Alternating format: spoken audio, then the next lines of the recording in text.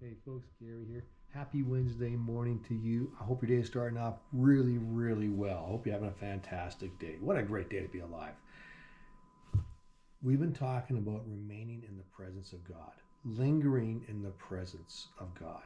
And we've been talking a lot about Moses with that and how Moses would meet with God. And today I want to look at Exodus 33, verse 11, but I want to focus more on Joshua. And so it says this in 11. Inside the tent of meeting, the Lord would speak to Moses face to face as one speaks to a friend. Now that is just amazing. Boy, we long for that. But it continues on. Afterwards, Moses would return to the camp, but the young man who assisted him, Joshua, son of Nun, would remain behind in the tent of meeting. He would linger on in the presence of God. He says, man, this is so good. I'm going to stay here. I believe that's what that's telling us. I don't think he's there cleaning up afterwards or anything like that. He's hanging out. He's staying. He's remaining in the presence of God and loving it, wanting to be close to God. Now, what does that do for Joshua? Well, it raises Joshua up. He's an assistant to Moses, but he ends up becoming the leader later on. He's the one who leads them into the promised land some 40 odd years later. We read about Joshua again in Numbers 13.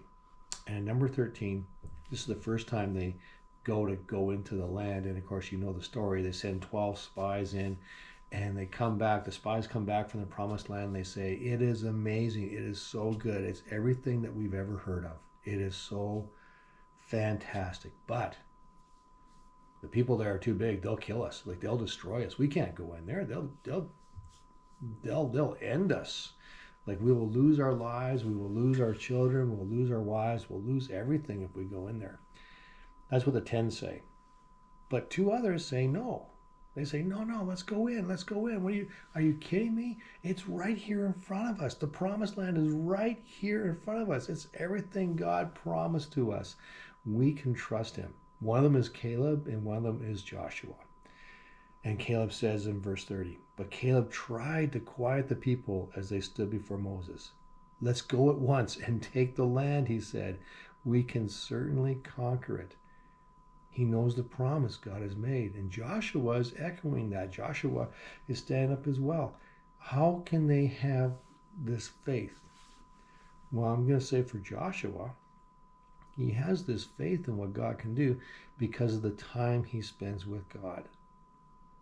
When you linger in the presence of God, when you draw close to God and you're near God, when God is a part of every part of your day, that breeds a confidence inside you that says, yeah, I know those are monsters. Those are huge obstacles we got to get by. Those guys are massive.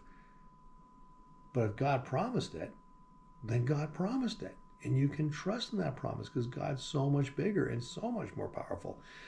God doesn't make promises just to take them away. When God promises you, he promises you. And Caleb and Joshua they're so set on this. They're saying, are you kidding me? Come on, guys.